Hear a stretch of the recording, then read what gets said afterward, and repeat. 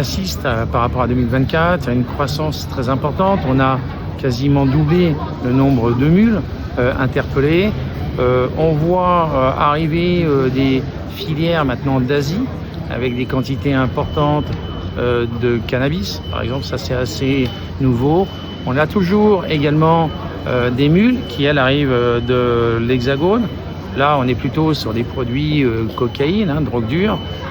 C'est ce qu'on trouve principalement en aéroport en matière de stupéfiants. Ce ne sont pas les seules marchandises prohibées qui sont interceptées, mais en matière de stupéfiants, c'est les grosses tendances. Grosse tendance, c'est on voit bien qu'il y a des changements de route en matière de produits. J'ai envie de dire, pour le moment, en tout cas, en fonction de ce que l'on intercepte, on est bien sur des phases de croissance avec de la drogue dure plutôt qui arriverait plutôt de l'Hexagone, comme je l'ai indiqué, et des flux un peu nouveaux avec du cannabis.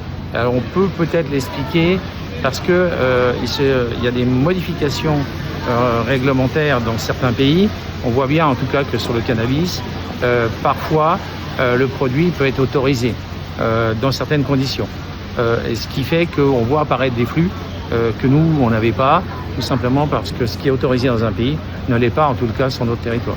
Il n'y a pas, en ce qui concerne la législation française, il n'y a pas de discussion. Tous les produits classés stupéfiants sont par définition prohibés. C'est le moment de renforcer complètement nos structures pour être en capacité, quelque part, de créer une forme de dissuasion par rapport à ces organisations qui d'ailleurs nous analysent en permanence. Notre efficacité est mesurée par les organisations et elles-mêmes, elles vont faire le rapport entre le risque ou pas de passer les produits. C'est de renforcer toutes les équipes qui travaillent pour évidemment éviter que la Réunion se trouve dans des situations comme on a vécu dans d'autres territoires avec malheureusement le déversement massif de produits stupéfiants. Ce n'est pas encore le cas. Le fait qu'on ait intercepté beaucoup plus de mules avec des capitaux, ça résulte déjà de notre stratégie. On a une stratégie financière pour l'ensemble de la douane sur l'ensemble du territoire français, y compris dans les territoires ultramarins. L'objectif pour nous, clairement, dans cette stratégie financière, c'est de nous attaquer à cette circulation de capitaux illicites. Ensuite, on déterminera quelle est la source de ces capitaux. Ça peut être les stupéfiants, mais on voit bien, ça peut aussi venir d'autres formes de criminalité. L'objectif, c'est clairement d'intercepter cet argent qui souvent est le résultat, 1, du trafic illicite, et 2, qui est dans une phase de blanchiment.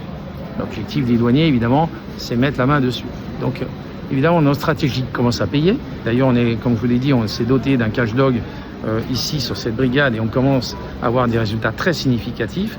En même temps, et vous avez raison, en même temps, ça signifie que si les capitaux repartent, il s'est passé quelque chose en amont. Donc c'est ce quelque chose qu'on essaie d'analyser.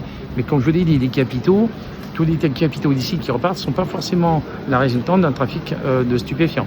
Ils peuvent venir d'autres formes de criminalité. Ils peuvent être aussi tout simplement des bénéfices dissimulés de certaines activités commerciales. Au moment où le douanier l'intercepte, il n'est pas toujours en capacité de déterminer la source. Des fois, oui, parce qu'on va avoir un marquage très clair de la présence de stupéfiants sur l'argent, mais ce n'est pas toujours le cas. Donc, encore une fois, il faut faire attention dans la conclusion rapide entre les capitaux et les stupéfiants.